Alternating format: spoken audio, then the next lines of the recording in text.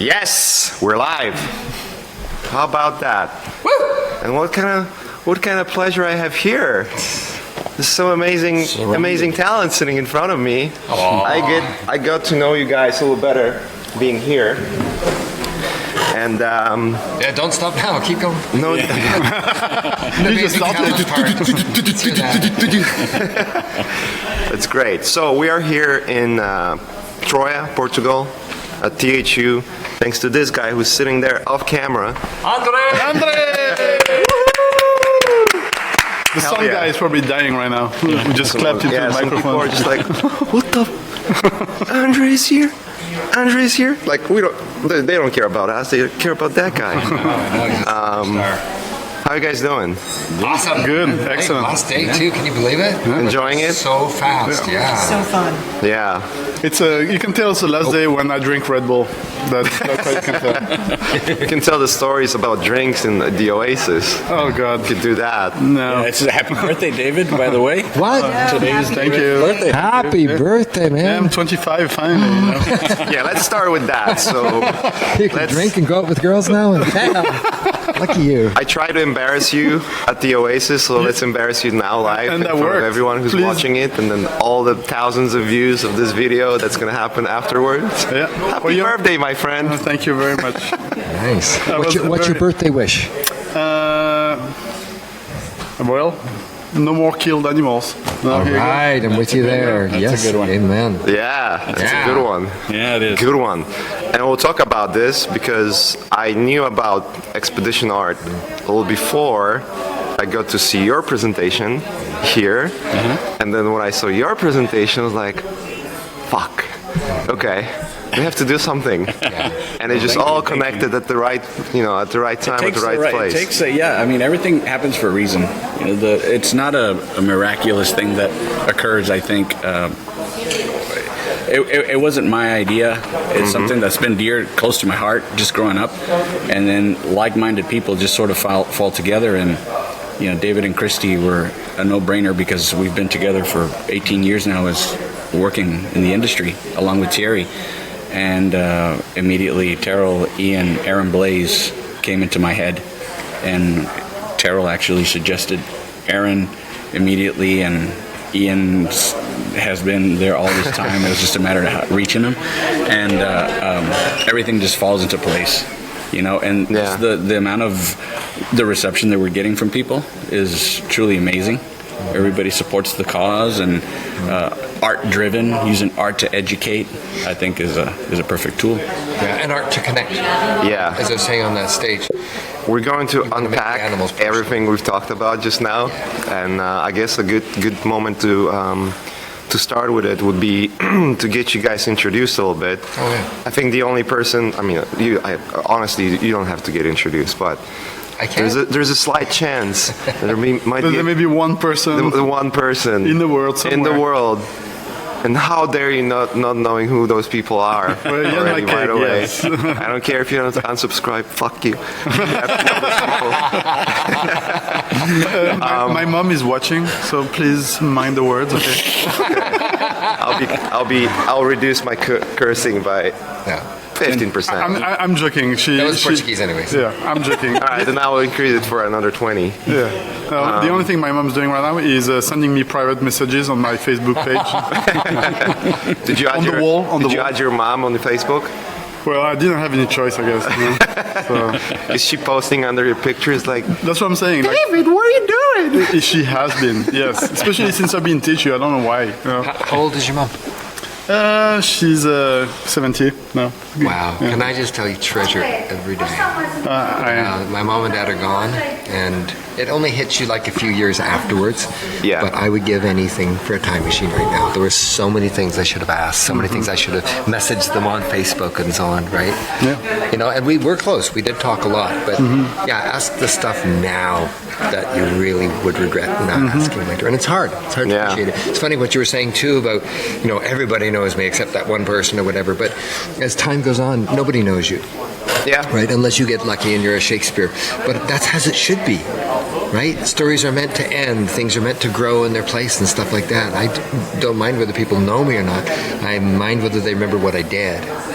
Right? And Right. the characters you create and the changes we made in the world, you want those to last. That's what's important. Yeah, I loved what you said earlier about just making every day count Yeah. and really trying to make your story as full as possible. This is not a dress rehearsal.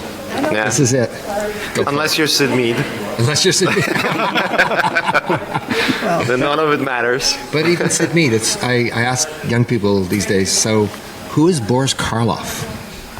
A lot of Nobody them knows. stare at me blank. I go, honestly don't know either. But who is the Frankenstein monster? Right. You know Everyone that. knows. Well, he was the Frankenstein monster. He was the very first person to play that. Actually, that's not true. There was a silent version and there was another version before. But he was the first Frankenstein Famous. monster. Remember, he's the icon. Right. Right? And he had a 40-year career when I was a kid and when I was growing up. You say Boris Karloff, people shiver and smile because he was awesome. Yeah. But not anymore. And one day Norman Rockwell will be like that, and all the icons of the art world, they'll mostly move on and disappear, and then resurface some distant era. But Yes, I agree. I always say Absolutely. that it's kind of the artist's cross to bear. As artists, we always seek for being recognized, Yeah. and then ironically, our self will be just like seeping into the world without us being ever named. You know what I mean? Like people like Moebius and Sid Mead, they created so many things that are present in our daily lives. and changed and molded so many people. That's Mobius, exactly you said right. Mobius, and like every cell in my body stood up and applauded. yeah. You know? Yes. Yeah. But I don't know if I do strive for any attention or acclaim, though. It's nice in that you owe it a responsibility. If you're on a stage, you owe it to your audience to answer them, to be responsible, to show with your life what you believe in. But I never asked for that. I never really wanted it much. And I know that it's hard. It's hard on your partner. It's hard on someone who might be very private, that you're a very public person. So in my marriage, true. I know we've had to manage that a lot. That's very true. You know? My house is the Fortress of Solitude. People don't know where it is. It's in Canada, by the way. Don't tell them. Too late. Don't tell them. It's a big place, I think. It's a big place. Thank you. It's a big place. It's somewhere in Canada. Right. Near the Somewhere there. otters. Right. Somewhere near the there. otters. Near the otters. Like right near the otters. We have a family of 7 where I am, and otters are my favorite animals. Nice. I Nice. know another guy who's Yeah, no, Thierry. Thierry. Yeah. From Oh, Expedition Art. That's Yeah, his yeah. favorite animal Yeah. too. Well, they're otter lovers. very playful. They're so awkward when they're walking on the ground, kind of like a worm, and then they get in the water and Nimble. aerodynamic. Yeah, Best that's hunters. Incredible. Yeah. Yeah. That's so crazy. Yeah. Freaking nature, man. Well, what's your favorite animal? Tigers, I think. Tigers, yeah. Yeah, tigers are my favorite. What is it about tigers? I don't know. They're just beautiful animals, and they kill you right away. And But only if they're hunting and hungry. yeah, They exactly. don't just kill for killing. They kill No, when they need this the is food. just nature. Yeah, because you look at a hunt that's happened. Oh, yes. You Yeah. go down to the watering hole. Tigers go down and drink too. Yeah. And if the animals know that they're fed, Matter of fact, my first nickname online was Tiger 1313. Oh, really? Most lame name you can I remember. There you I go. totally Legion remember. forums. Yeah, I totally remember. Yeah. It's funny how every day, like, little things like that, like you calling yourself Tiger 1313, like animals. That's so lame, by the way. Well, the lamest thing.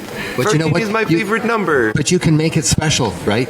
Right. You can go save 13 tigers. You can raise $13,000. You can do something now that makes people That's a realize. great idea. "Ah, That's a great That's an challenge. awesome He idea. honored It's so that funny. name. It's so funny you said Let's that. honor that. You know what? I should file for a name change once I get my U.S. passport. You know what? Or Call myself Tiger. Or start a GoFundMe fund called Tiger 1313. You know, Yeah, that'd be a good GoFundMe, man. Tiger 13. do it. I'll contribute. Yeah. What's that? I'll contribute to it. That's a thought that was born right here, and exactly you know right. what? Let's try And it. that's the way this all happened as well. It was very organic. Okay, so I want to jump into this, Okay. but I want you guys to be introduced first. All right. So I will not do it in honors of introducing you. Okay. Because I fucking will destroy your names to a point where. All right, Like, Magic. did you say my name correctly? No? Okay. All right. So I'll let you guys have a couple of minutes for you to introduce yourself. I also want you guys to know that I posted the link to this feed on my Facebook. If you want to ask questions, please post it on Facebook. Okay. Under the link, and I'll read them towards the end, and we will discuss those things. That's the usual format thing. So No, that's great. We're gonna have a break in about 40 minutes for 10 minutes. We're doing it with THU. THU is kind enough to provide equipment and support. We have every single person here Yeah, they've been helping great. out. Phenomenal. This is the most produced art cafe ever. It's like the budget of this is surpassing the budget of my computer and all of the episodes, including my own time. It's okay, just take credit for it. Yeah, I'm just absolutely taking credit for all of you guys. I'm joking. No, it's absolutely wonderful what you guys are doing here. So let's take advantage of that. So Sweet. Awesome. So you want to start with the ladies? Sure. I'm Kristy Tipton. I'm a co-founder of Expedition Art. Hell yeah. Hell yeah. And a great interviewer. She was asking some really Oh good yeah. questions the other day. You're a little more than that. You're also a very interesting person. Well, thank you. And she's a producer of us as artists As a and team. people. Yeah.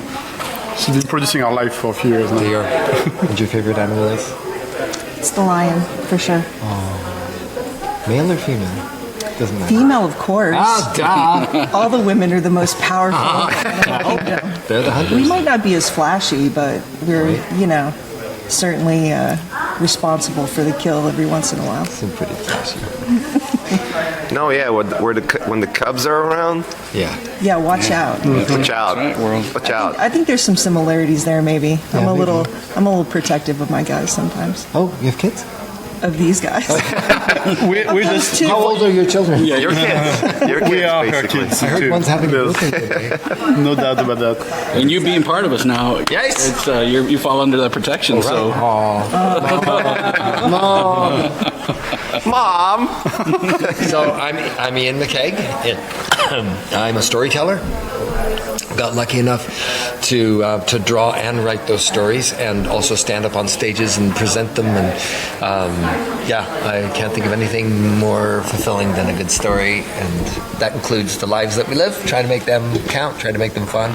Cherish the ones that other people have, and just read and watch and Yeah. enjoy. What a gift that we make this thing, this make-believe world that can make people cry, can make them laugh. I mean, it's talk about magic. I'm nerding out, by the way. Yeah, but that's the thing. Like when, so we started Expedition Art as really like a very primitive blog, Yeah. It didn't go very far, But then Kristy came about. I mean, she was about from the beginning, but she really said, "Okay, guys, we got to make this properly organized."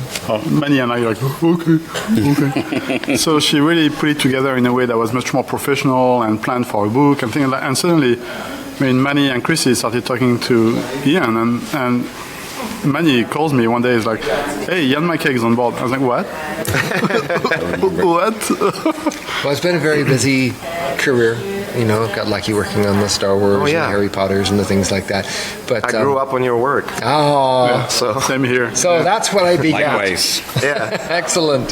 Just putting it out there. The first art book I ever owned was the one with your work. What? Because in France it was very hard to get art books. What was it called? Shadow. Yeah, Shadow Line. Shadow Line, We're yeah. reprinting that now. With if you look in the middle, it looks like chewing gum stuck in there. But those are little booklets with classes on how to draw. So we're expanding that. There'll be a DVD in the back that actually has a bigger course phenomenal. of stuff. And That's then great. Shadow Lines, the sequel, comes out a few years after that. I was actually talking about the art book of that little movie called Star Wars. Oh, that one! Oh, that art book. Oh, that little thing. That's the one I'm talking Yeah, about. yeah. That little And I thing. remember seeing the concept of Princess Amidala and just being. I've never seen that ever in my life. I mean, I couldn't understand how someone could just create something out of their Love, mind. joy. Yeah. Yeah. I saw that book, your work, Ryan Church, Eric Tiemens, Yeah. all of those guys, and I was like, I guess fuck my life. It was a game changer for this Yeah. whole industry. Oh, yeah. There's no doubt about that. There was no way you can do work that good, and then the drive. I tell you a funny story about that, though. So I work late, usually, very, very late. So at Skywalker Ranch, that means you're all alone. The room, the third floor, which the previous group named themselves after that, but it's the art department previous group. I had no idea, by the way. Yeah, about the name. that's the third floor. That's very And cool. nobody goes up there but George Lucas and the artists. And in fact, there's a sort of secret staircase that only George goes up. So when you hear footsteps on it, you know who's coming. So it's 11, midnight, something like that.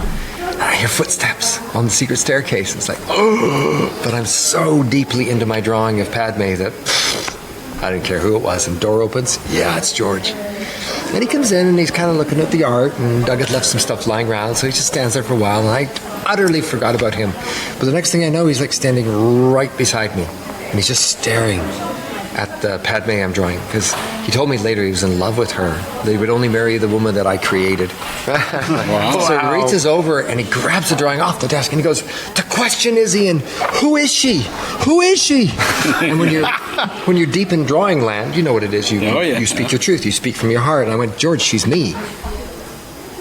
And I saw this look of horror on his face. And I went, "They're all me, George, and Darth Maul, Queen Amidala." And as he backed away, his last words were, "You need help." Just put him on the spot. Yeah. He said he loves your characters, and then he just admitted he loves you. The point is, you got to draw from the inside out. Yeah. You know, if you're really going to never put thought life about in that, there. yeah. It's like storytelling, That's why story your writing. animals are Yeah. so beautiful. my Oh, friend. thank you, Ian. You're not Thank you. drawing what an animal looks like. You're drawing what an animal is because you're feeling.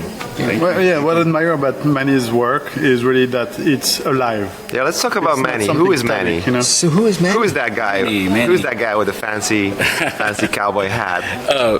Manny is a guy that loves to draw. I was inspired by Iain McCaig's of the world. And the animals of the world.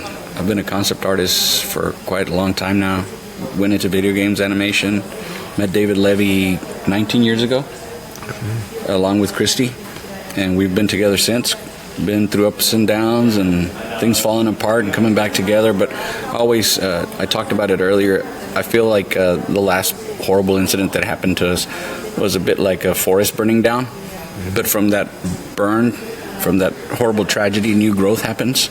Yeah. And it's blooming and it's blooming, and then it accelerates and it's turning into a forest, which consists of Kristy, Terryl Whitlatch, Ian, David, Aaron Blaze. It's just been phenomenal. We started Expedition Art, and it's been great. It's something that we talked about. It's sort of, there was not really a plan. We knew what we wanted to do. We wanted to educate people on wildlife, the environment, and through our art, and it's just turned into sort of a beast of its own, which is amazing, which is great. I think ultimately it started from a very kind of, I would say, almost childish desire. Excuse me. Who you are? Who are you? Who are you? Who is this guy that everybody wants to know? So my name is. I am a David Levy. You know? David Levy? This is a French guy faking an American guy doing a French accent. guy, yeah. That's my new routine. Talented. Yeah, everyone knows who you are, I guess. No, I don't think so. Yeah.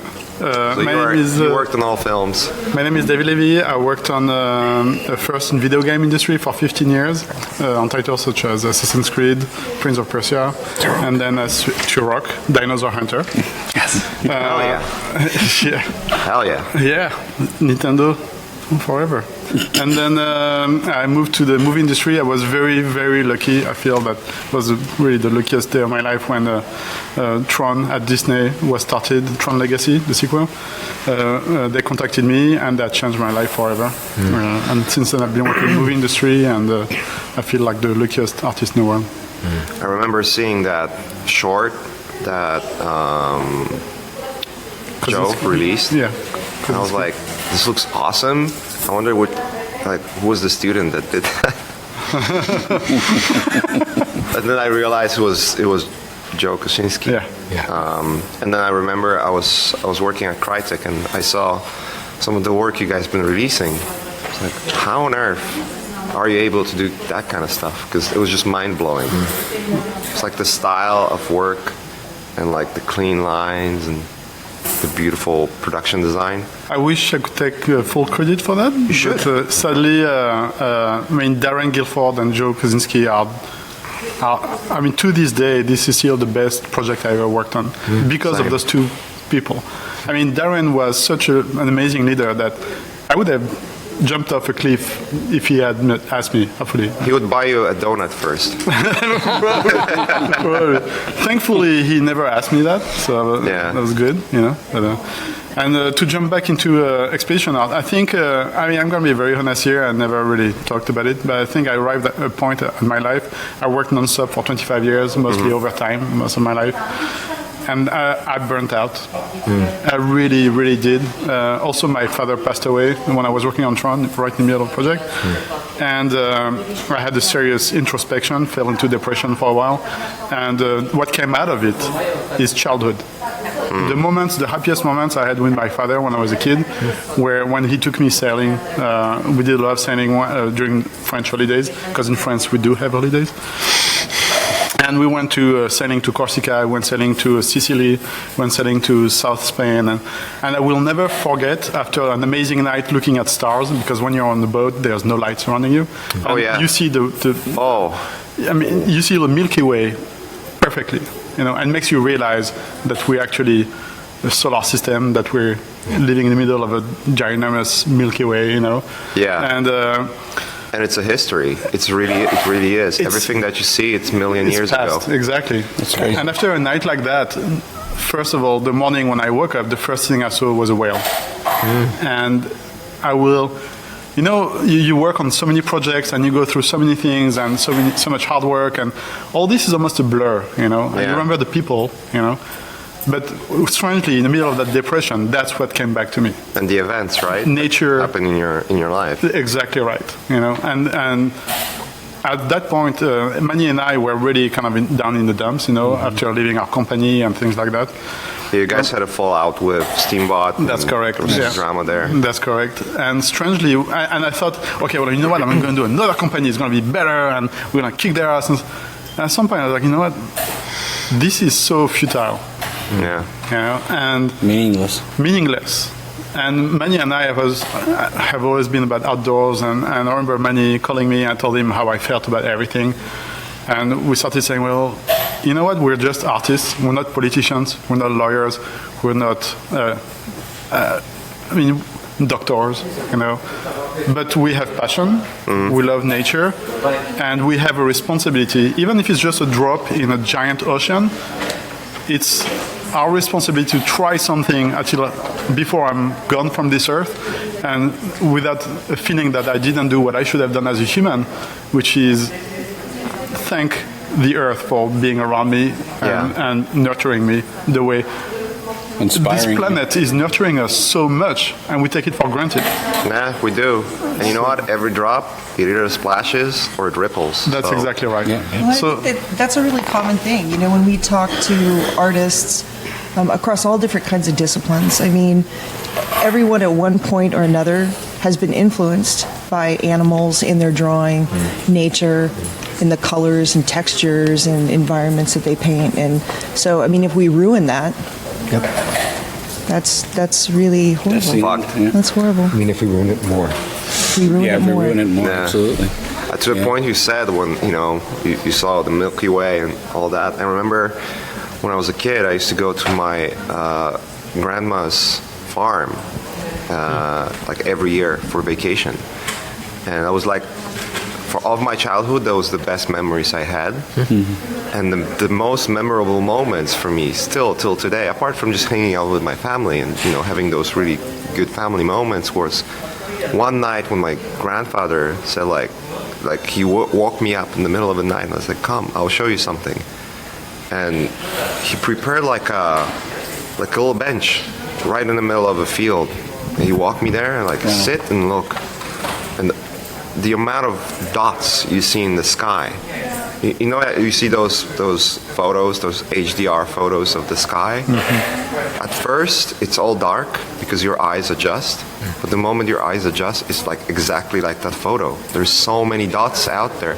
It's depressing. Like I'm right now in LA, and well, not right now, but you know, when I look up, I see nothing but just You know like what? The underlit. trick in LA is don't look up, look down.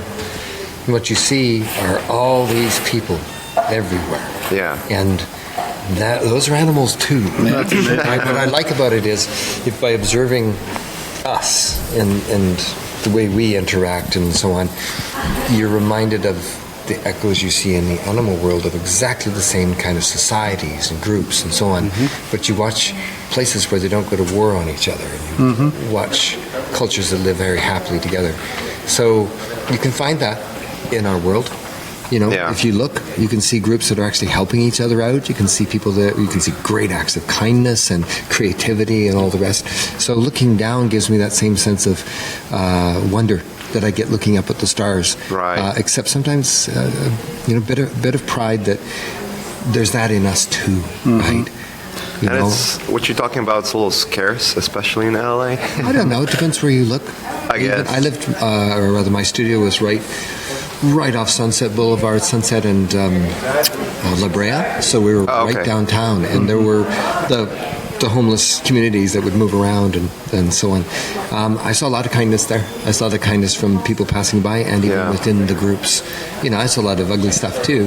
Yeah. And it's important to remember that that's in all of us. You know, we're very lucky to have what we have and to not be dealing with that.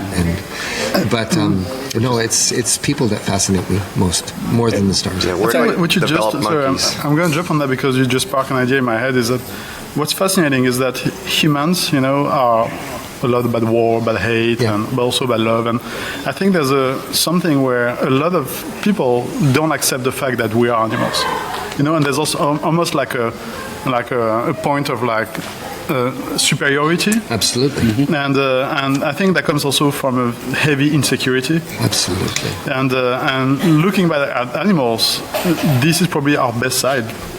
It's the best way to reflect back what the good qualities of humans. There are similar qualities in a lot of animals too. I mean, Jane Goodall and Diane Fossey pointed out, you know, the gorillas will go to war with each other. They can do terrible things, and it's important to remember that that's not the bad people. Punish the bad people. It's all of us with that potential, and you remember to say no to it, right? And that takes its power away.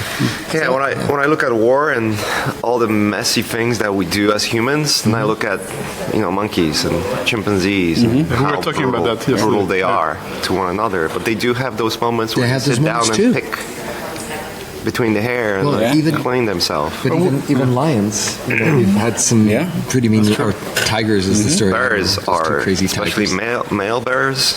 They see the cubs. But they're great teachers. I've been able to decipher a lot of things that I didn't mean to happen. Being a falconer. Let's talk about that. Yeah, training. I got into it because of the book My Side of the Mountain that I read. They read to me in the 4th grade, and I thought, I'm going to do that one day, and I did. What kind of falcon? It was I have a red-tailed hawk. In the story, there's a peregrine falcon. Yes, I a remember. little kid. Frightful was the peregrine's name. But I've used that not just for, you know, it's amazing to watch. You become a spectator, right? So this bird isn't trained. You didn't train this bird. The bird knows what to do instinctively. Yeah. What that bird is allowing you to do is to observe and watch. But you look past those things. You look past the failure. Well, there's failures and there's success for this bird. If it fails, it's going to starve, right? But I started deciphering things in a really dark moment First of all, I always call her my therapist. All my birds have been my therapist. I go into nature and then you forget everything. But they're great teachers. Determination, persistence, patience. And sometimes I have to remind myself about those things, you know, and they've been phenomenal through my career, through my life, just observing this animal. And I know it gets a little, a little deep, but it's there. They're there. She's teaching. If you have to learn how to listen to nature. You have to open yourself up.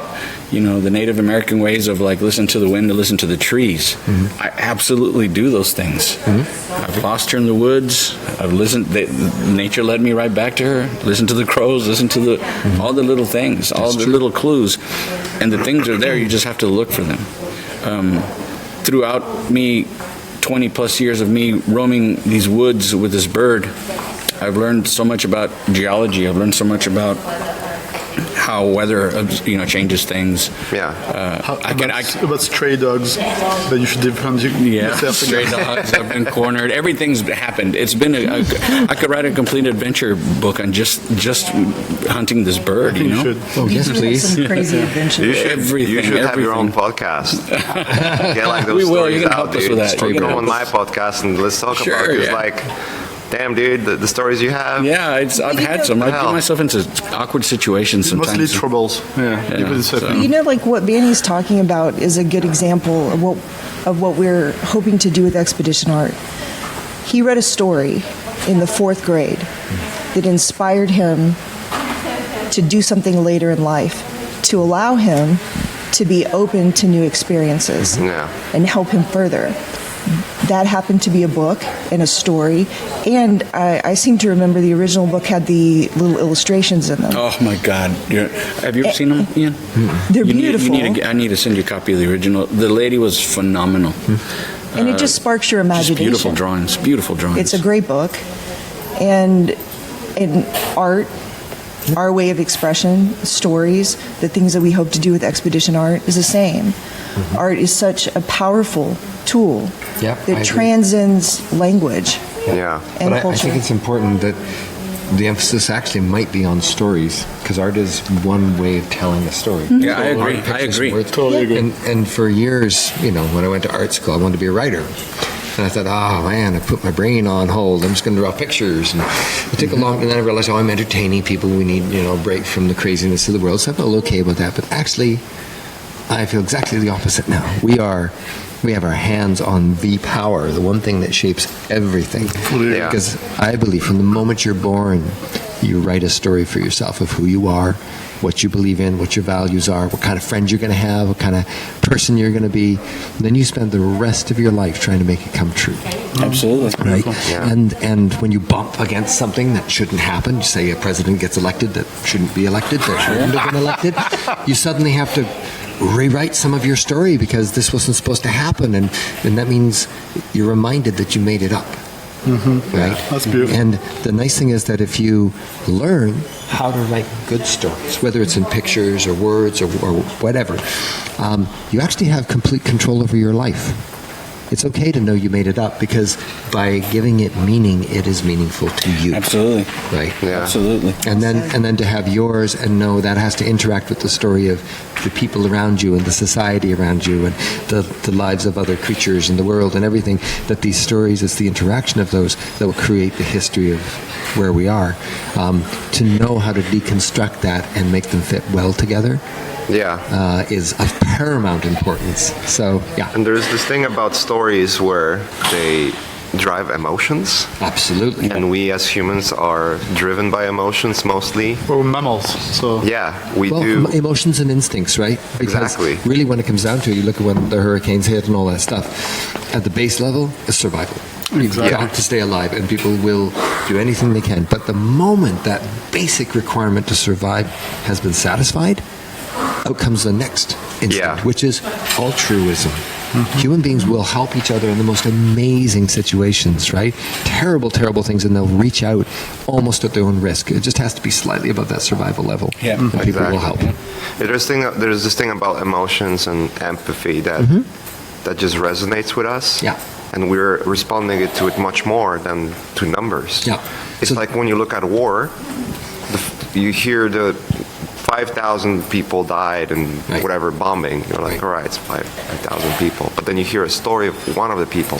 One person with this And- name who died this Yeah. way or didn't die. Their parents died and they had to carry their baby sister 50 miles through enemy territory to try and get across a border that wasn't going to let them in. Yeah, suddenly that makes a difference. Yeah, you It see makes a that huge powerful difference. image, Absolutely. that one moment, and Gives the personality. It's not just a number. It also It reflects. gives the connection. Yeah, You're a Exactly. firefighter carrying the little kid out in the blaze, Yeah. It's funny. It's funny you say that because I think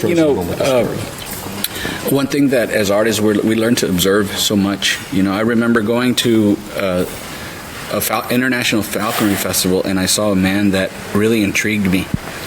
His look, his the way he acted, and he was a guy from Kazakhstan, and he was there representing the eagle falconers. He had a very stoic look about him, almost like an older, more Asian Charles Bronson. I always think of, and it was something about him that intrigued me. And I thought to myself, just looking at him, he was very quiet. He'd smile a little bit. He still just smiles a little bit. I've gotten to know him now more and more and more, but something drew me to him. And sure enough, he can't speak any English, so it's hard to decipher. So I had translators. But later on, I learned that he had to run away from soldiers, and his dad and his brother were both shot as he continued running across a border, and it turns out that he's one of those. And I was right about the Charles Bronson adventure thing, because I saw he reminded me a lot of my grandfather, because he's super quiet. And went up to a booth at this falconry festival. Every country had a booth, so it was like Turkmenistan, China, Singapore, and they're all falconers, and they all have their equipment out. He was walking around with his hands behind his back, and then he walked up to this, I don't know if it was the Czech Republic or one of the stands, Kyrgyzstan or something, and the guy had a bullwhip there. And this gentleman's name is Alik.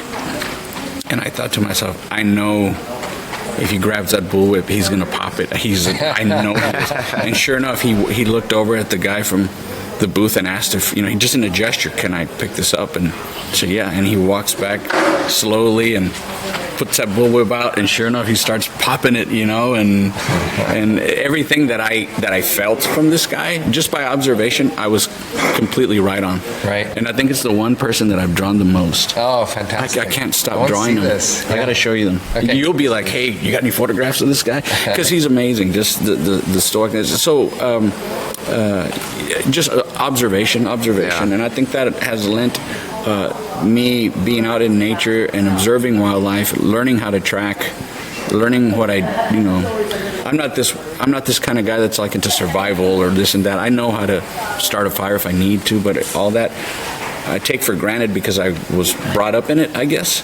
So just the first nature kind of thing, but learning how to observe has affected even my artwork. Oh yeah. So, it like- does. It's like, just I think, the extra perspective you have.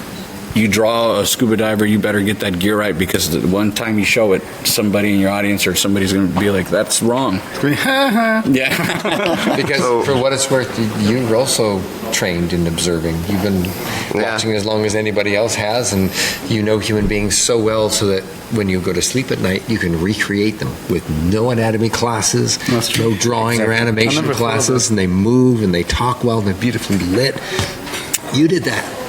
Yeah. You did that because you spent your lifetime training yourself how to do it, and really drawing and it's just doing that when your eyes are open. Yeah, it's absolutely. true. It's neat to find like minds with the same passions. I think that's what makes THU such a nice event to be at. Yeah. We all have friends here. We all get to see each other maybe once or twice a year or 2 or 3 years, but to sit down and talk about not just techniques or whatever, but what moves us, what we're thinking. Right. Occasionally, hey, Ian, what pencil is that? But It's other than one that, of the soft ones. Yeah.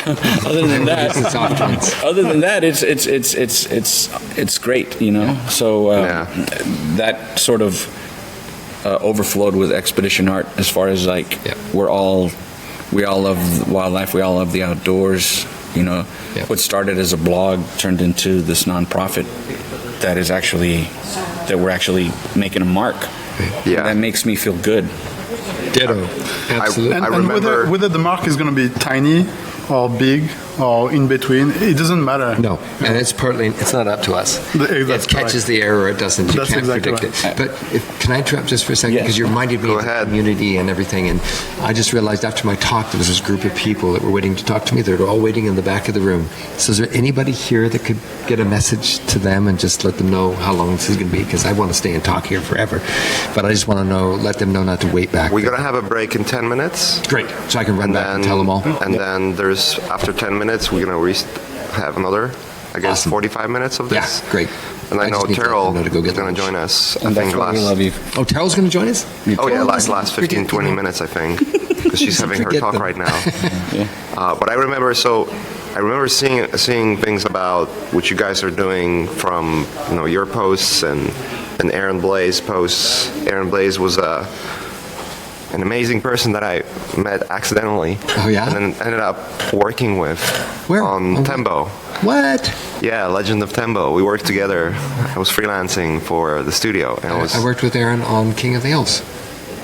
Sweetheart. Love him. He's like this call cuddly him Brother teddy bear Bear. that is straight That's to the right, point. I worked with my brother. Phenomenal artist. Oh, he's amazing. And a great- teacher and yeah, animator. teacher and just great guy. And director and, Right. and Oh, writer. That's all. That's all.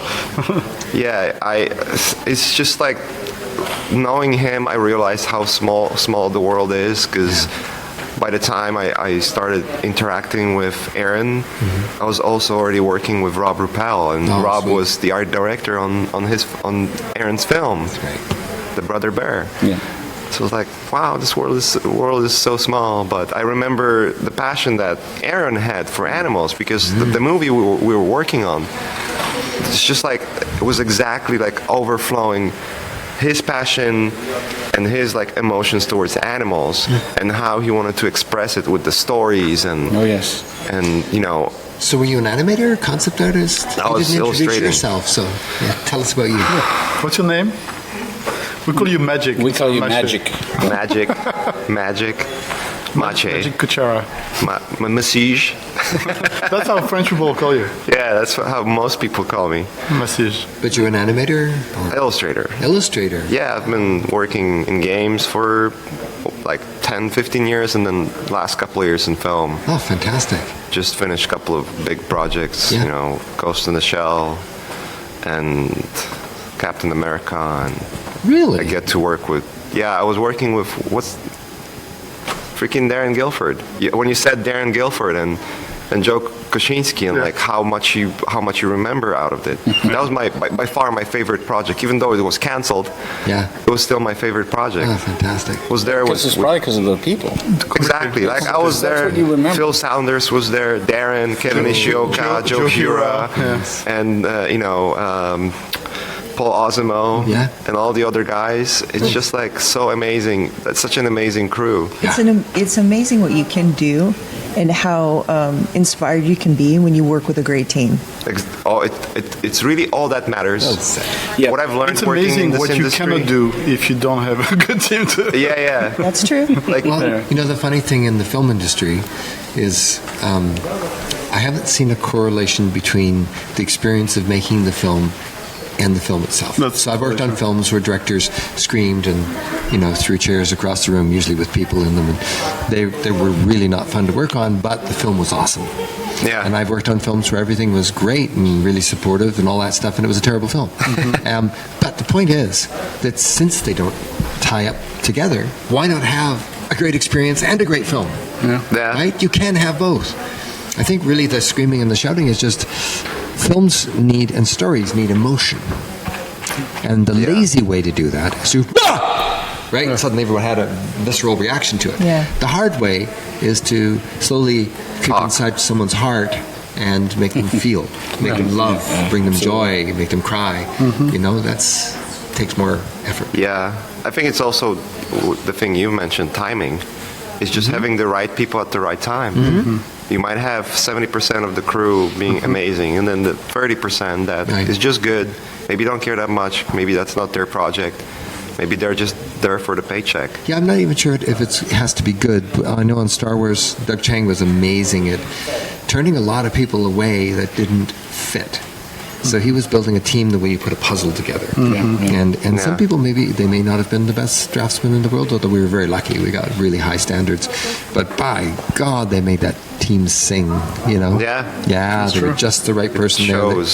It definitely shows because it was a solid, Thanks. solid Well, looking that's Doug. film. That's Doug Chiang. He just, yeah.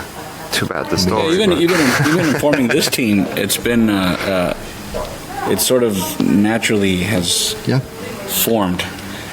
all of you guys are in a way either storytellers, people that love to tell stories and have connection with emotions and It was just connection like-minded to the people. I mean, kingdom of Aaron Blaze animals, is a but- given. I didn't know Aaron very well. I chatted with him on Facebook. We've become really good friends. I know where his heart is. He knows where my heart is. I love his teaching. He's taught me a lot. And likewise, you know, to hear, like I said in my talk, you know, when I got on that horrible day that I got a call from David, Terryl, and then a message from Claire Wendling talking about my art, I knew I was doing something right, you know. Just the fact that the subject is honest and is non-artist centric, Yeah. I think attracts the right people. Yeah, I Because agree. I mean, working with expedition art, you're not gonna have necessarily the fame you're after. Or what you're gonna have is just you helping. Right. And the amount of- It's not about you. That's exactly right. Exactly. Yeah. And the amount of people coming to us is crazy. I mean, even just at this event. Yeah. I mean, how do I help? What can I do? Yeah. I love snow leopards. Can I draw a snow leopard? Everybody loves snow leopards. So, If you had loves 5 minutes, if you had 5 minutes or less than 5 minutes to say what expedition art is, what would be your pitch? 'Cause I want to get it like really deep into what you guys are doing Sure. after the break. But So the line, first of all, is very ambitious. It's the tagline. It's saving the planet one drawing at a time. You know, and it's like I say, it's like a tiny drop on this planet, but maybe we're gonna create an ocean at some point. You know. and I shoot big, as our producer knows. I have these big, huge. You know, I'm sort of like you have a this movie big, director. huge- you should big. Yeah. I have this. I have pun huge intended. dreams. Yeah. I go big. I go like, let's do this. You know, that may not be able to reach, but why not shoot for it? Yeah. You know, at least you tried. Well, what's amazing too is we are figuring it out, and we're reaching out, and a lot of people are responding, and that's great. I mean, the project that we're working on right now is for endangered species and threatened species. It's a book. We have 54 artists from 8 different countries and 100 beautiful paintings, and the quality of the paintings and the phenomenal artists that we've been able to work with. And the range too. And the range. has been ridiculous because I had a vision of the book. You know, everybody thinks of what the book is going to look like, and at CTN, Terryl introduced me to this young lady that's a Disney artist. I don't know what she does, storyboard. I'm not sure, but she showed me her work. She goes, "I really love animals." She showed me her work, and it was these 2 golden books, little children golden books, and I looked at them and I thought, I don't know if that's the right style per se. That was my thought at the time. But then I thought, she is really talented. How can I not say yes? Look at her drawings. They're beautiful. And the one person, well, I don't want to say the one person, the one thing that I thought was wrong is now my favorite. Like, her illustrations in that book are my favorite. And, you know, I'm glad I was open to that because, you know, one isn't always right or the right decision. So I like the organic. You know, you follow that river, it's going to flow wherever it wants to. You know, it's going to go. You want it to go that way? If the river doesn't want to go that way, it's not going to, and you can't do a darn thing about it. So you have to, you know, go with that flow. Not if you're smart. It's funny how we are sometimes reluctant to things, but deep in the heart we know that that's the right choice, Yeah. and then we just let it go. You know, it's both. Because as an artist, you know that. You know what the drawing has to be. You know the story moment you need to tell. Yeah. And the drawing won't go that direction. And there's 2 options. One is to let it go, see what happens, but you have to be prepared to say thank you and then put it in a drawer, go back and draw the moment, or take the discovery and say thank you again, or you need to understand what you don't know. Yeah. The reason the drawing doesn't work, the reason it won't go where you want it to, is you don't understand. You either don't understand how to draw that thing and you're trying to cheat and go somewhere else, or you haven't learned that lighting setup, or there's something you just haven't learned yet. Or more importantly, you haven't learned how to draw fig leaves, and so you can't finish your darn painting of the orangutan. It's not just shrubbery. Yeah. And so you actually need to stop and go humbly and learn the stuff you don't know, and then come back to your work, and then it will go where you want it to, better than before, because you spent the time humbly learning something you didn't know. And that's the key word, is humble. Yeah, for sure. And it ends up being a phenomenal, beautiful, Absolutely beautiful orangutan piece. painting. Yeah. Yeah, no, it's mind-boggling, yeah. gorgeous. I love what you talked about. I remember I presenting you the idea a couple of days ago about the other project that we're working on with the big cats, and you said like, "Oh, I'd love to tell the story about that one In pictures. snow leopard again." I think that's a great idea. You know, if so- the Yeah. whole book was kind of more story centric, I think it'd be just a genius Just idea. remember what you said, though. A single image is not an image. It's a frozen moment of story. Exactly. Right? All of us right now are frozen moments of story. It's one frame of the whole animation. Yes, that you're and it trying to came from present. somewhere, and it is going somewhere. Yeah. Just the fact that we were a certain age tells the audience we've lived this much of life. We probably have these perceptions. The kind of clothes we're wearing tells you what the temperature is in the room, and you can start decoding so much from a Yeah. single thing, right? So yeah, I think to put the emphasis on storytelling is really important. And I hate to do that, but we're gonna run into a break. Oh, Just okay. a minute. Now I gotta go tell my people. So it works. Yeah, so you are running to your people. Yes. And I know Terrell's going to join us towards the end. Yep. Terryl Whitlatch. Am I saying her name correctly? Yes, indeed. Yeah. So for the THU guys, she is in Lenovo room. Yep. And she's coming up next. Yep. Because we're going to have a break here. Yep. So yeah, let's cut it here. Story. We're gonna talk about what inspired me to think about expedition art, and also why we're here. Yeah, After the awesome. break. Can't wait. Awesome. Thanks, man. Thank you. Thank you.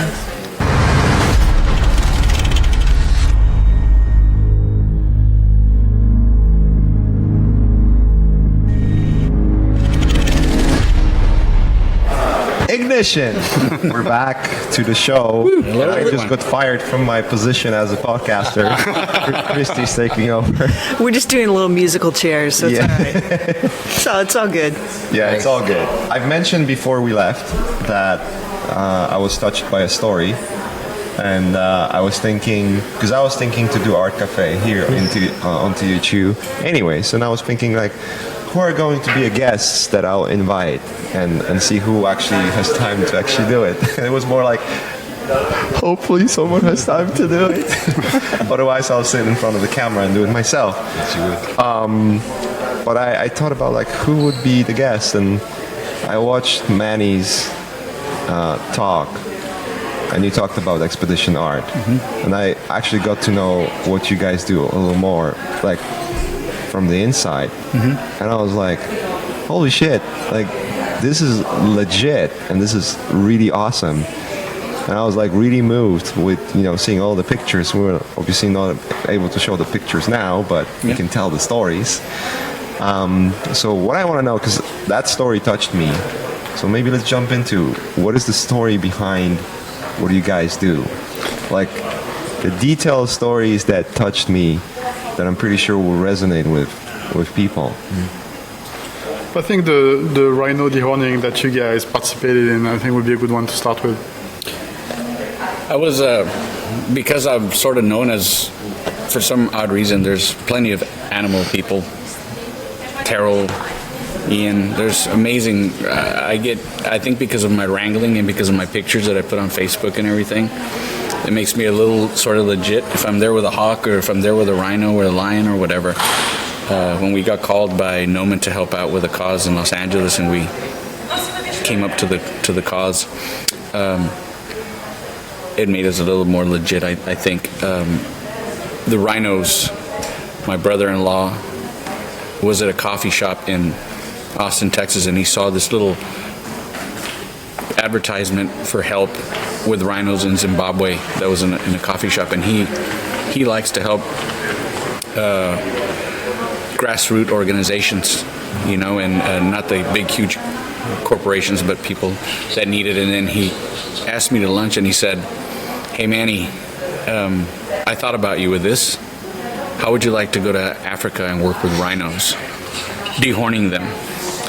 And I immediately knew exactly why the dehorning, because of the research that I had done. Yes, and which was because of the poaching. And I said, "Yeah, let's do it." And before you know it, time's there. I'm in Africa. Dream come true, right? That's my wish for every artist. And I don't know if you've been or not, but that's my wish for everybody. I know there's beautiful places all around the world, but for some reason Africa's got this, what a friend of mine calls good poison, because you go there and before you know it, you want to go again, even though you've been there. Right. That moment in the sunrise in The Lion King, you know, that sun, that It's the circle of love. It's a musical now. Yeah, We're that waiting. exists. Keep going. Yeah, that exists. Yeah. We're acting it. You can carry me. Yeah. I'm just picking up David now. Just pick up Picking up Take David. the baby. Yeah. David Reborn. Yeah. It's his birthday today, so yeah. Fair enough. Fair enough. Fair enough. But that's my wish for every artist. I wish, if I had a wish, I wish that every artist could go to Africa at least once in their life. It's just incredible. I think the moment that I noticed that it came into my head about being able to help, like, what could I contribute to? Yes, I went and volunteered. Yes, my brother-in-law gave them funds. I don't have those kinds of funds. What can I do to help? I never in my life thought I'd be helping rhinos. I thought it'd be lions or eagles, not rhinos. And when I got there and then you're on the ground with them, then they move into your heart. I think this happens with every animal. I think if people like once you make a connection to an animal, it stays with you forever. If I could take the biggest, and I'm just going to be vague about it, I could take the biggest trophy hunter, and this has happened to a point. Take him with me if he wants to go kill tigers. Let's go to Sumatra and work with some tigers. And once he's worked with those tigers, once he's helped those tigers with veterinarians, whether it was removing a snare, whether it's something that the spirit of that animal or the emotions that humans have naturally will seep into them, and he'll see things through a different light. Right. Instead of wanting to have it as a rug, let's help him and put him back out there so he could be a lot more beautiful in his own setting than on somebody's coffee table or on the rug on the floor, you know. And I really admire like that quality of Manny, where I mean I get emotional right away, and first thing that comes to my mind is hate, you know. And then Manny is really able to empathize with the person and bring them on his side and show them, not even like, it's not like, oh, this is what you should do, whatever. He just helps them experience the situation. Yeah. And you guys do expedition art. It's basically non-profit fundraising. Yes. To save animals. Yes, yeah. That's basically what it is. We've done some some fundraising in Austin, Texas. We did a couple of different events, and we brought artists out there. Aaron Blaze was out there. Keikai Kataki was out there. Did little events. Whatever little thing we can do to help. Now we've been able to partner with Imagination International, which is where Terryl Whitlatch works, and we're publishing this book, which inspires other little things. I mean, completely inspired something 2 days ago when we talked about the snow leopard, and you have no idea what I'll hit you with later, or even if it's like, it's got to be something that you love, right? I can't say do this because I don't want to tell you to do anything. You have to want to do it. Yeah. And I think that's come out here in THU more than I realized. A lot of people have came up to me after David talked about us and said, "You already did your talk. I wasn't aware. I wanted to do that. I had no idea." I think I appreciate THU for allowing me to come up here and talking about it. I think little by little, I don't care if it's 2 people in the audience or if it's 20,000 people in the audience. If I can get to 2 people, it means the world to me.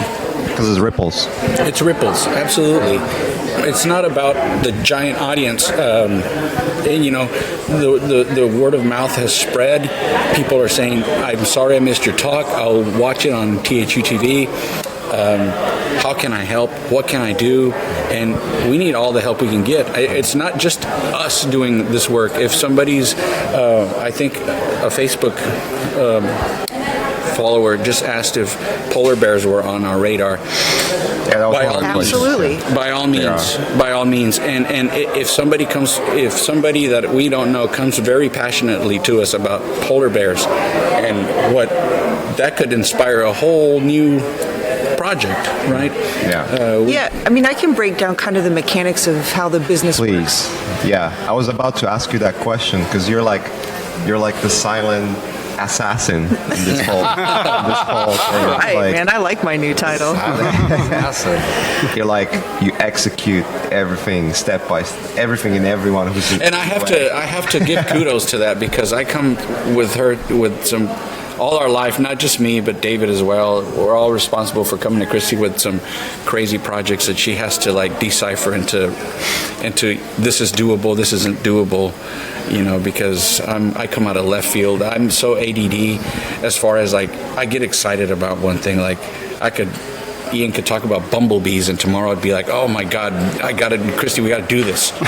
So It's always a team effort, though. It's a team effort, but you seem to make it an approachable goal.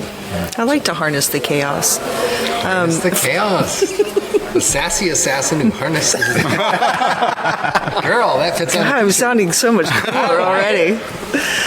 You should make T-shirts of that. Yeah.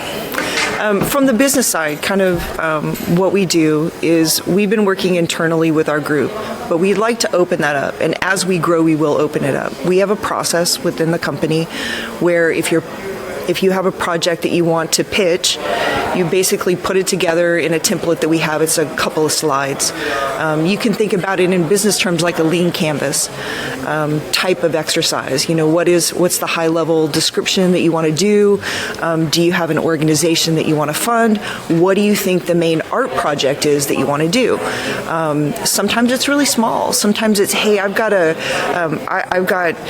this company over here. They don't know how to put together a brochure because they're a bunch of veterinarians, or they're animal people. They're not graphic designers or illustrators. I want to help with that project. So we do some small projects, about 5 a year, and then we do 1 to 2 larger projects. We'd love to scale that. I would love to do 20 large projects a year. I think we'll get there slowly when everybody comes to help. But you fill out this template. It goes in front of our board of directors. We look at it, we stack rank those ideas, and then we approve them. We've worked on a few projects leading up to this. We worked on a rhino project, raising some funds for rhino dehorning. We worked with the California Wildlife Center to raise funds for seals. And we're working now with endangered species, raising money to buy land in Sumatra to create land bridges for animals there. We look So at the profit from the book, which will be around $50,000. Absolutely, and that's a target that we set. So we said, what do we? Here's the project. It's a book. We'll get a lot of artists to join in. So we have kind of a range. We look for a corporate sponsor to help come in and fund that project. so that the project, it's possible for the project to happen. Yeah. I think we've put our own funds into it as well. Eventually, the company will be more And your self-sustaining in our time, of course. So we look to partner with a corporate sponsorship. We look for an artist with a passion or a team with a passion to do a project. We execute the project at Expedition Art in collaboration with the company that's sponsoring it, and then we pick a nonprofit that we filter the money to. We filter 90+% of profit from that project to that nonprofit. We hold on to very little money, and what we hold on to, we do to advertise and market the product to go through. Nice. So that's kind of how it works. You have to be a legit nonprofit. We've been pretty picky on that, and so far we've been lucky enough to be able to be boots on the ground to check out those different organizations.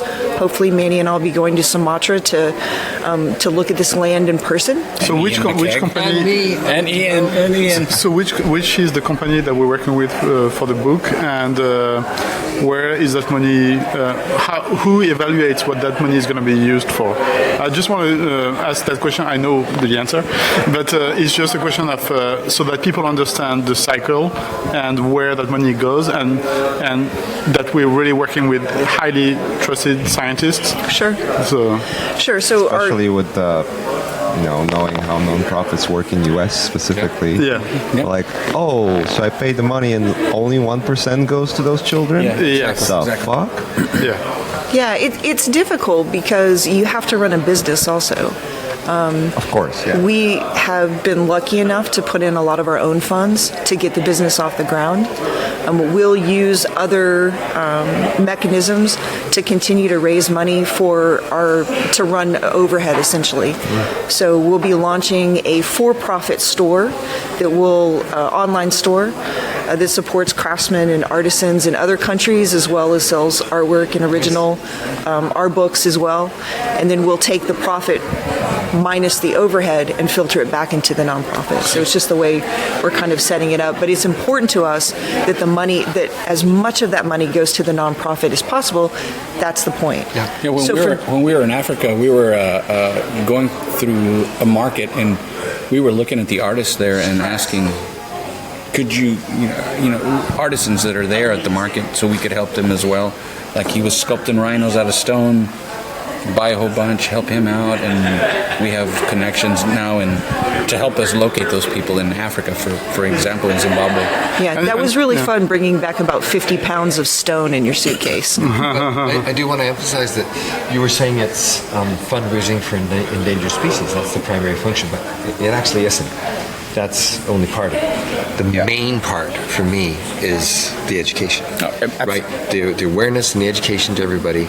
I know that Jane Goodall, that's how she sees we're going to save the planet, is to invest in education, in young kids especially, so that they grow up knowing what to do, touch. So the book itself is a portfolio book of all of these beautiful animals, but along with that are a lot of facts about the animal itself, and the artist, and the geography of where they live, and the artist's story of why they chose to paint that animal in the first place. No, I think that's just as important in any follow-up we can do just on this kind of stuff. Sitting on a podcast and talking about the animals themselves. I think that's the greatest. I mean, I saw this, weirdly enough, when I landed in Johannesburg on the way for the rhino operation.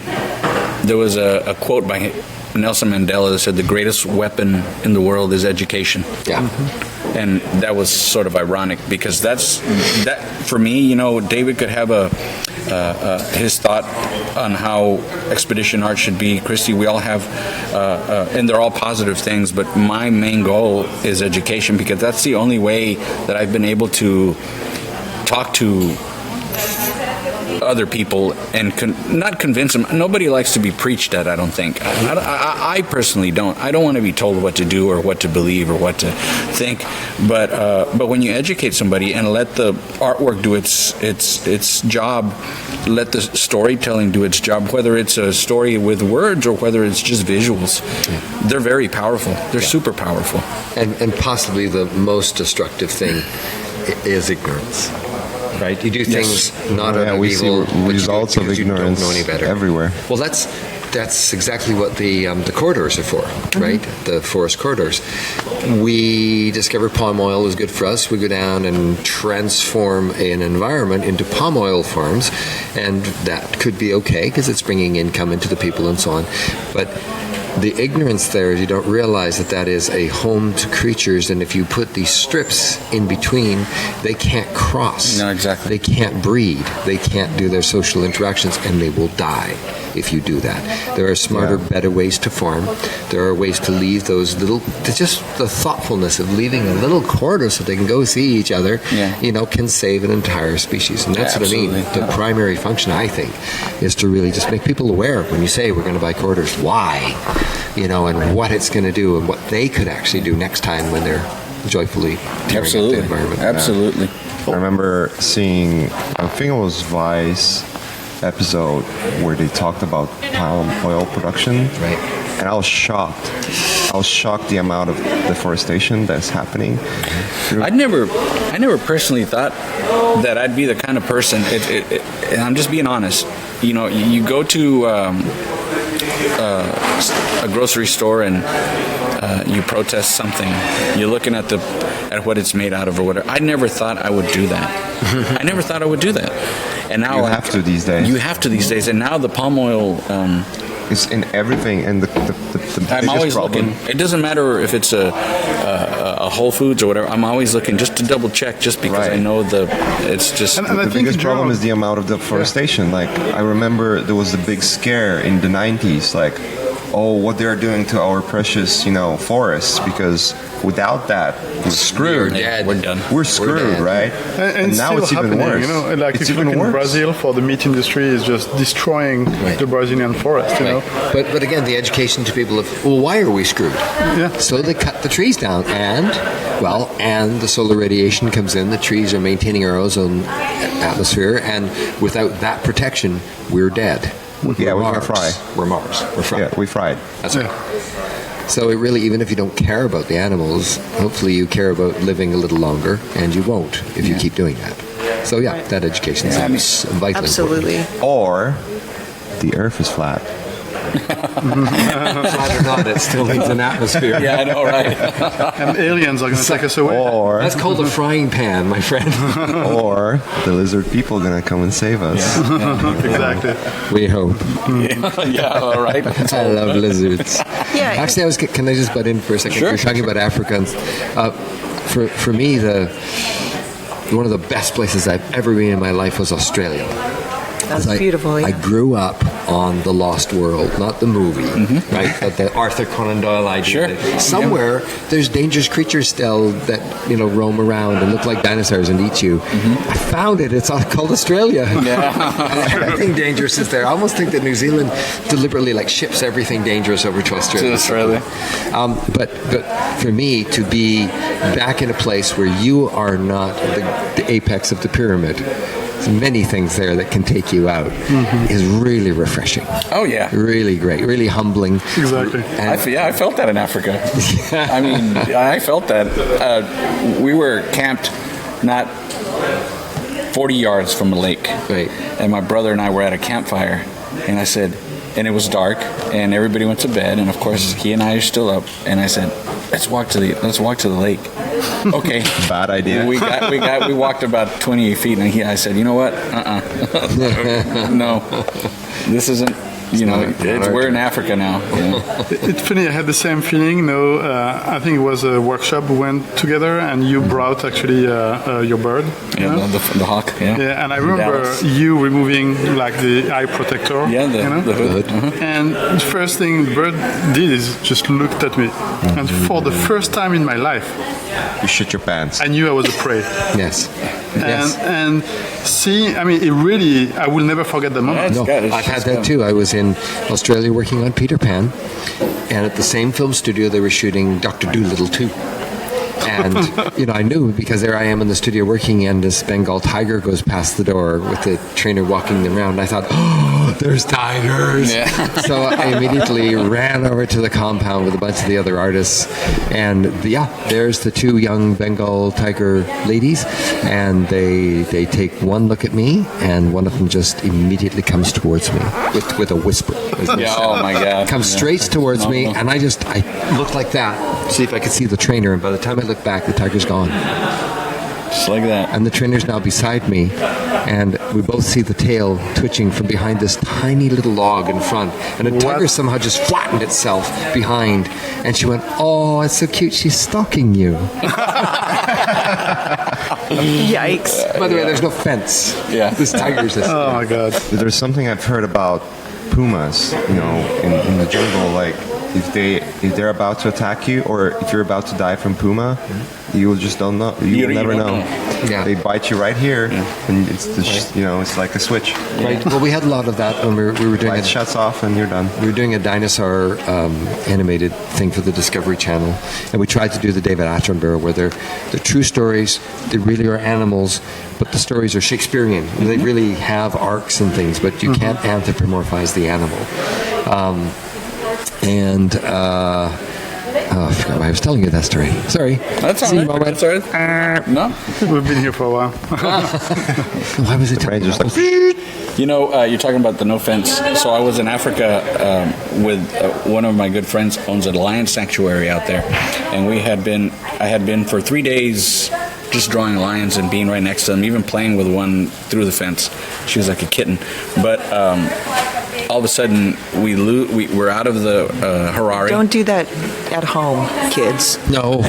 Don't do that at home. But anyway, we left this lion sanctuary, and because I was around big cats for so long, the next incident that happened, we were out in the bush, and one of the ladies knew that I was a falconer and loved birds of prey. She wanted to show me an African eagle's nest, and we went out there and walked around, and she showed me the African eagle nest with the babies.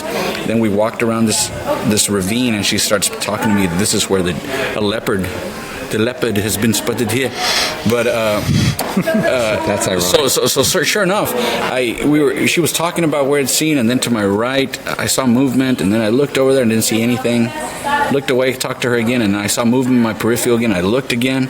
It took me 3 times, and the third time when I was looking, it came into focus. I was looking right at its face. And I thought, oh, wow, a leopard. And I thought, wait a moment, there's no fence. Wait a moment, a leopard. Yeah. And she pinned her ears back, the leopard. It pinned its ears back, and this is horrible, but my first immediate reaction was to think, this lady isn't wearing the right running shoes. That was my very first reaction, and which is bad. And then it walked away, and she was like, "Let's go, Manny, let's go."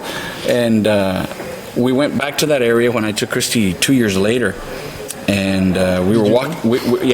She even said that, "Manny, this is where you saw the leopard," and. We didn't see anything, but when we were walking over the ravine with there was 2 veterinarians with us. When we walked over the ravine, we heard a huge noise, and I just saw this tail going. I was like, let's go. I don't like it. But it's amazing moments that I remember. I don't remember deadlines of this and that or what project. It's moments like that really engrave themselves into your brain. Well, we've been talking about big cats a lot. Maybe we should make the surprise announcement.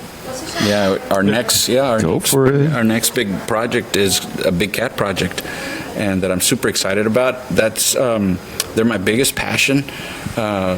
Thankfully, the team has, after this, we're gonna move to hopefully years to come to an ocean project. David is very passionate about the ocean, but for this big cat project, I'm kind of shooting for the stars. Big cats from around the world. We're going to have a soundtrack by a guy named David Arkenstone, who's a friend of mine. Oh, fantastic. He is amazing. So composer. David is a good friend of mine. I've known David for about as long as I've known this David, about 18 years. And every time he used to go to Texas, he calls me. I saw him not too long ago. We went and ate. But I told him about this project, and I've been wanting to work with him for a long time. It's never worked out with video games. Like, he does the stuff, and then company folds and whatever, startups. And I finally caved in. I was talking to Kristy on the telephone, and that gave me the courage to call him. And I just, like you, I just approached you, and I figure, I'm talking to Iain, I'm going to ask Iain. If he says no, respectfully, then that's it. But I asked. I did the same thing with David. I said, David, okay, how do we work together? What do I need to do? I want to work together on something. He says, well, I see your YouTube videos where you're drawing. Why don't you draw something up and send it my way, and then see what music it inspires. Ooh. And then I said, I got it. I said, I have it. I have the idea. Here it is. And he started laughing. He said, I'm not surprised, Manny.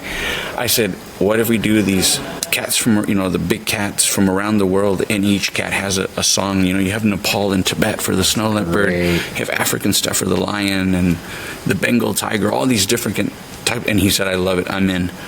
So we're going to get a soundtrack. I'm hoping to do some videos, interactive stuff where people could, it's not just an art book, but maybe a download for a soundtrack, multimedia stuff where we could show, like Iain, and your approach on how you would draw this Bengal tiger, or David, how would you do a cheetah, and a story behind it. Yeah, I would have to tell it in a series of pictures, I think. Yeah, So I mean, people could follow it. which you telling me that made me think we should probably do a story thing, And A little animatic with sound to music. Yeah. Little music video for the So snow. yeah, and I double,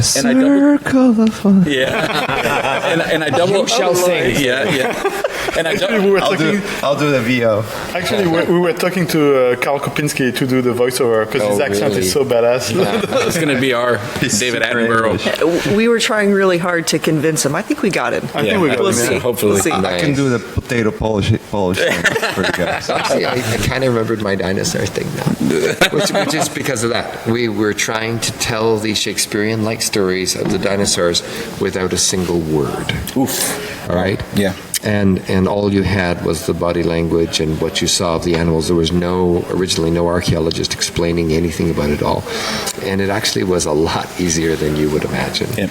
No, it totally is, because the same needs are there, the same needs for survival and hunger and taking care of your young and so on. But the Shakespearean moments come when it's families in danger and survival tells you to run and instincts tell you to stay. Yeah. Or where two absolutely deadly predators are destroyed by a hurricane. What do you do when they're the last two left alive? So there's many great stories that can be told, and like I say, not a word of any language. Oh, sure. there, Yeah. I think that's But the beauty. music brings the soul back. Yeah, and I double checked with David. I called him because Kristy and I are going to go to the Jackson Hole Film Festival right after the THU event to meet with two of my heroes, filmmakers, Derek and Beverly Jobert, and see where we could help. They have a big cat initiative, that they do through National Geographic, I believe, and we'll see where this goes and what organic process this takes. But I double checked with David, and he said, I'm in. I'll do 12 pieces, and I said, and a theme song. So Please, Yeah, pass and my just so compliments everybody along. knows, too. I've drawn to his music for years. yeah, me too. It's crazy. It's crazy. And again, like David always says, he admires the fact that I'm not embarrassed to just talk to people when I I could never do what he does. Is that hard for you, Manny? No, not anymore. Not anymore. My mom reminded me that when I was like 2 years old, Is your meeting with Obama? it went real well. and people said, "Who's that guy next to Manny?"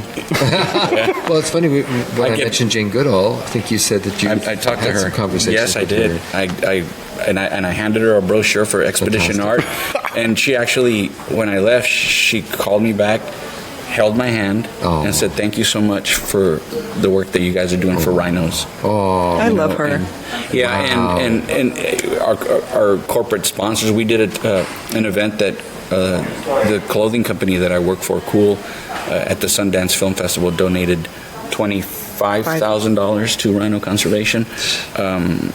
I talked to them about this, about the big cats and snow leopards. Their ears perked, and they're like, "Let us know what we need to do." So it's these little wars that we win, or I shouldn't say wars, victories. I guess I should just. Yeah, and we were able to take that money and start funneling that to a veterinarian group in Zimbabwe called the Aware Trust.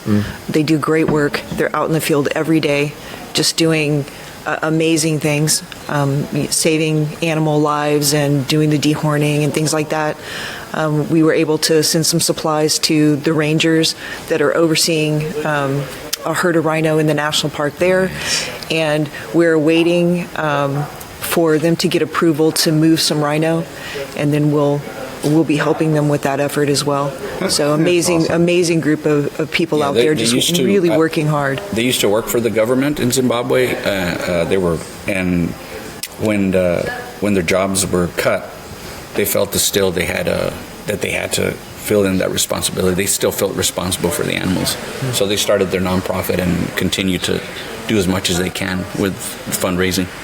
Lions, elephants, All of this reminds me a little bit. I can't remember the name, obviously, because I'm terrible with names. But I remember seeing that guy on Joe Rogan's podcast. He was a UFC fighter, and he started going to Africa regularly to work with pygmies. With the pygmies. Oh, Yeah. yes. What's his name? You remember his It'll name? come to me. Yeah, that's amazing too.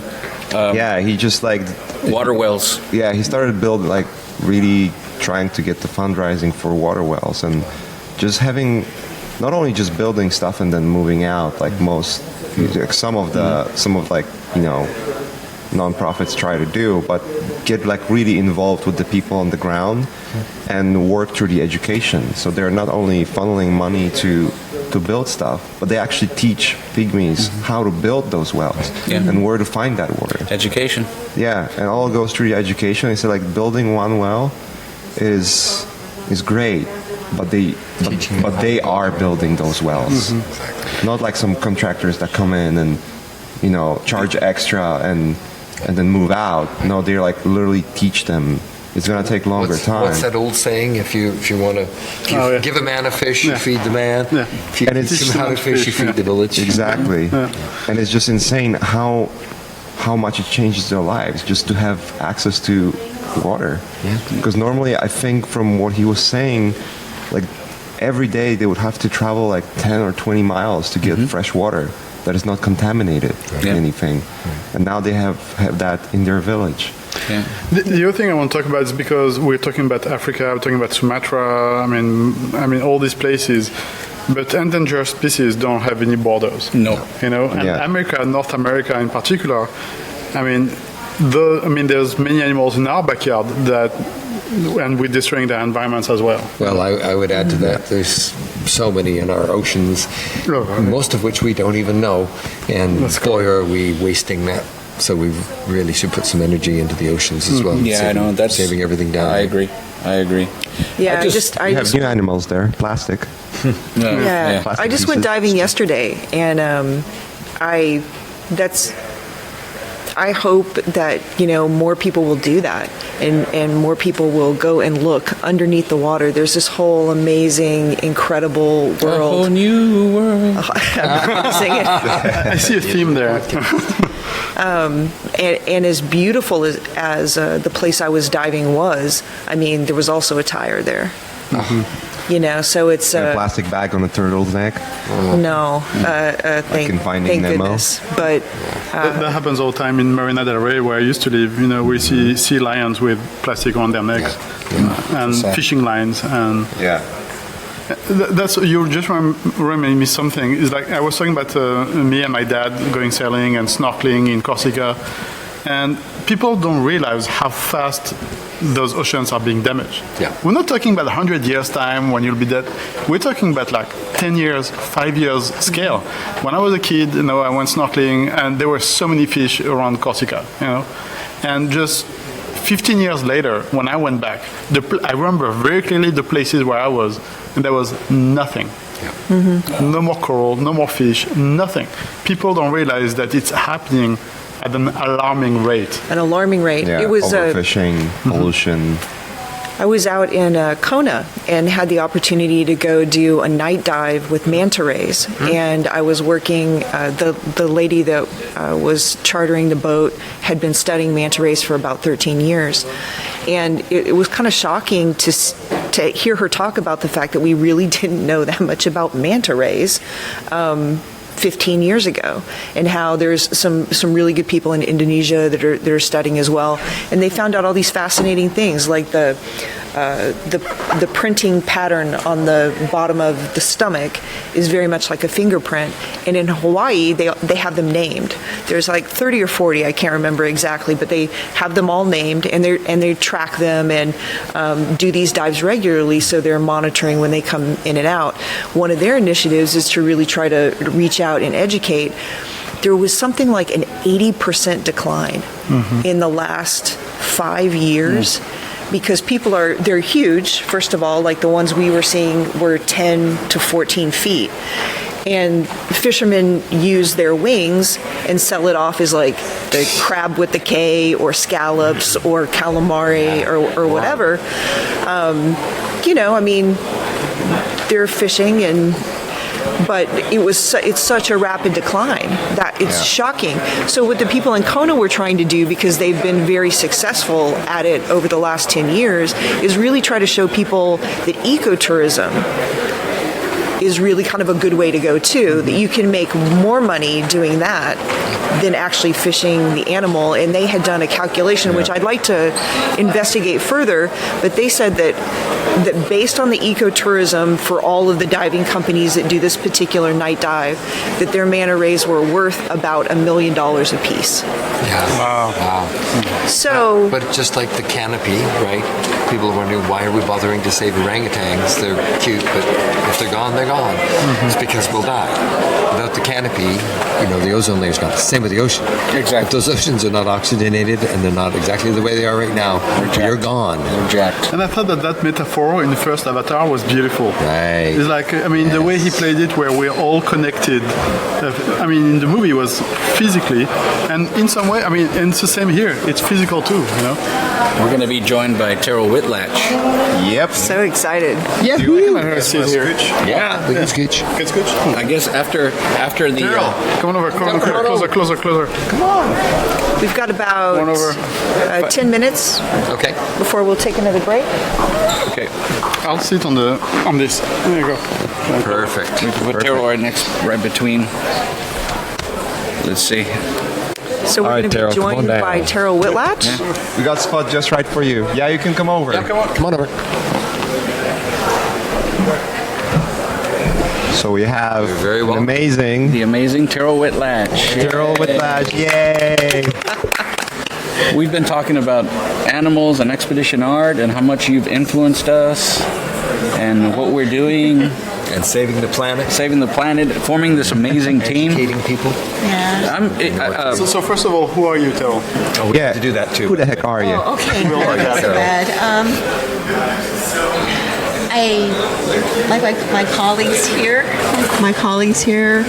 I'm an artist. I love to draw and paint, and I just happen to love to draw and paint living things, especially animals, and that's who I She's am. amazing. And you're really Very good at it.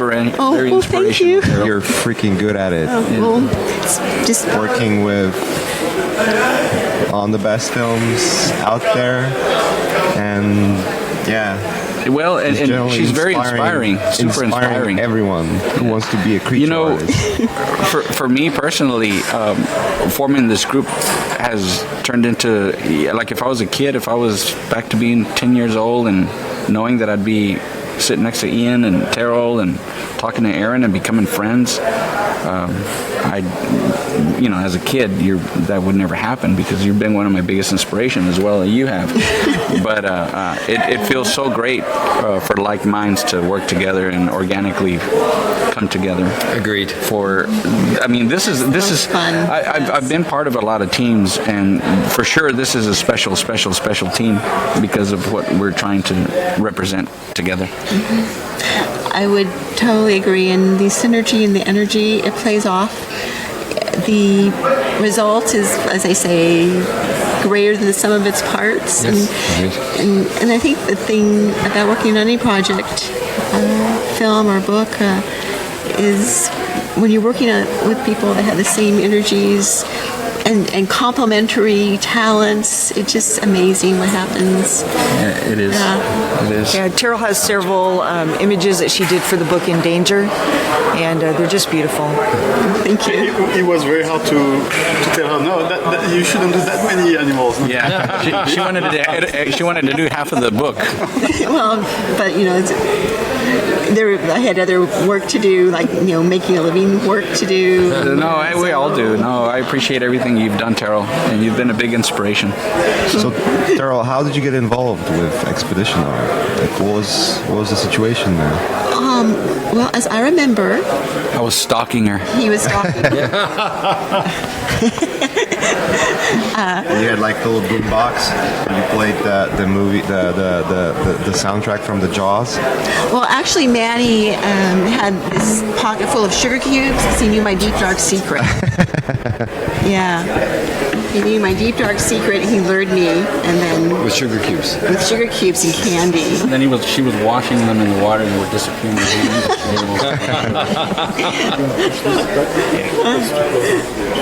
No, but I was actually at one of the San Diego Comic Cons. I think about 3 years ago.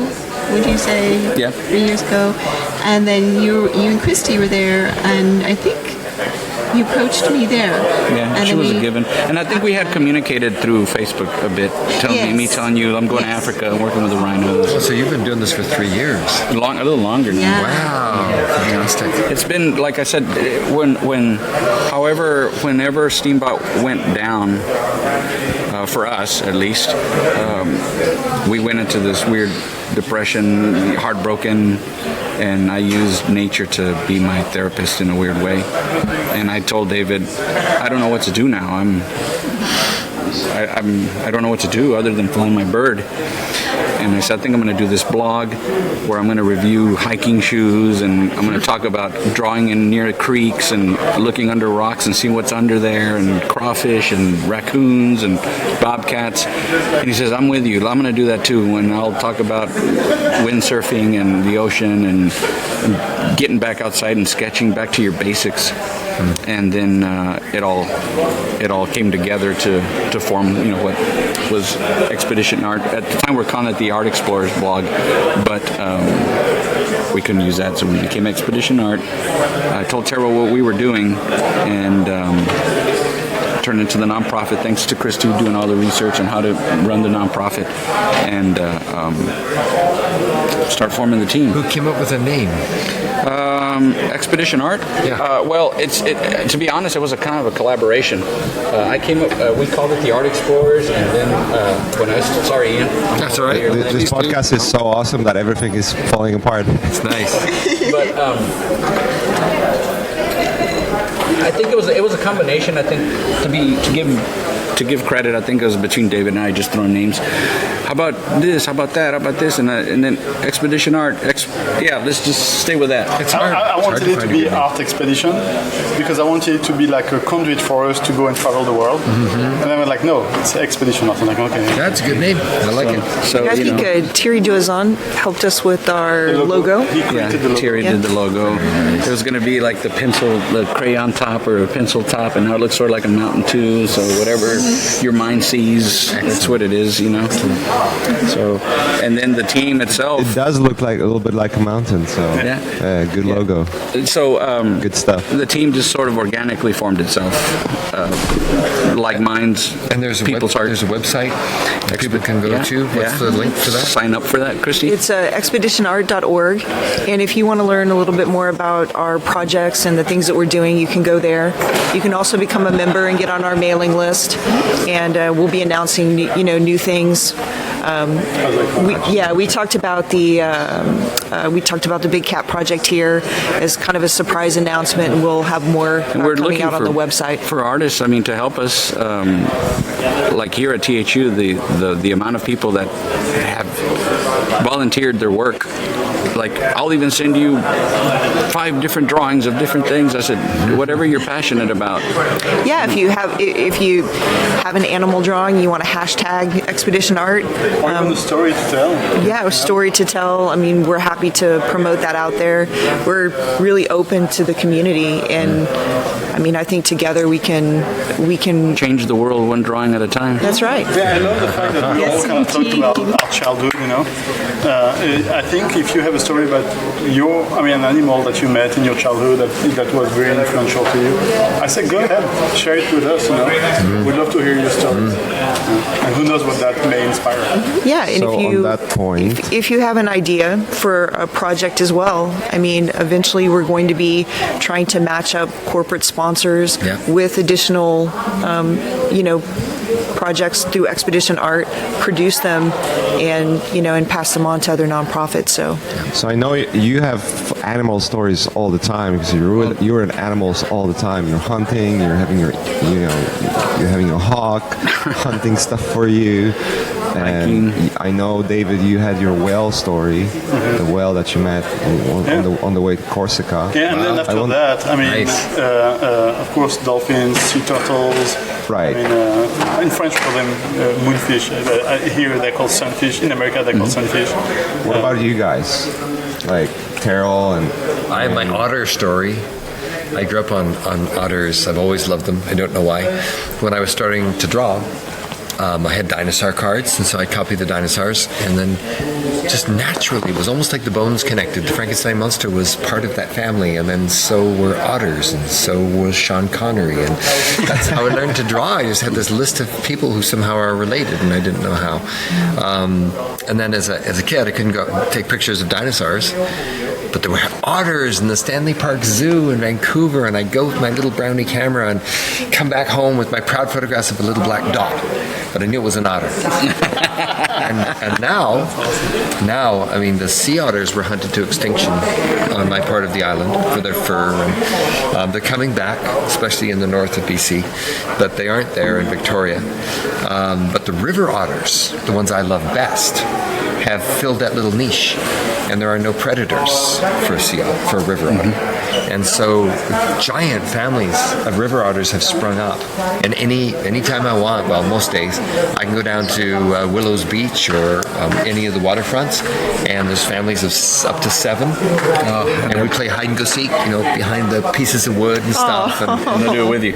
Well, because they're geared to play. That's why I love them so much. They love to play with people. It's not that they're tame at all in any sense of the thing, but they jump on their bellies and scoot down mudslides and snow slides, and to watch 7 of them on a rock together is to watch a bunch of clowns. They're just the best. Yeah. And then, of course, once they get in the water, they're the world's best acrobats. So I can go see them anytime I want now, and I got great big pictures of otters on my phone. Very lucky. I asked the wrong question because we're literally have a minute to go. No. Terryl.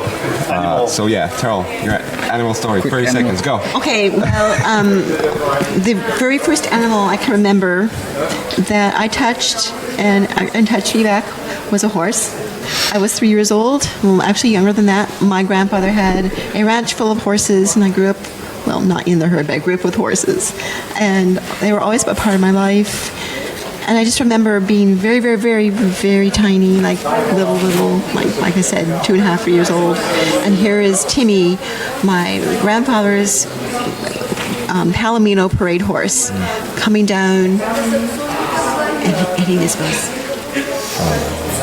on this sweet hay, and he just was there. And and the next moment I was on his back, and I was riding him. I was like, oh my gosh. That's a great story. That's awesome. That's awesome. So we'll be back with this crew on Art Cafe again. This was organized by THU crew. Amazing. I know THU is going to the break, so let's go to do that, and we're done. Thanks, guys.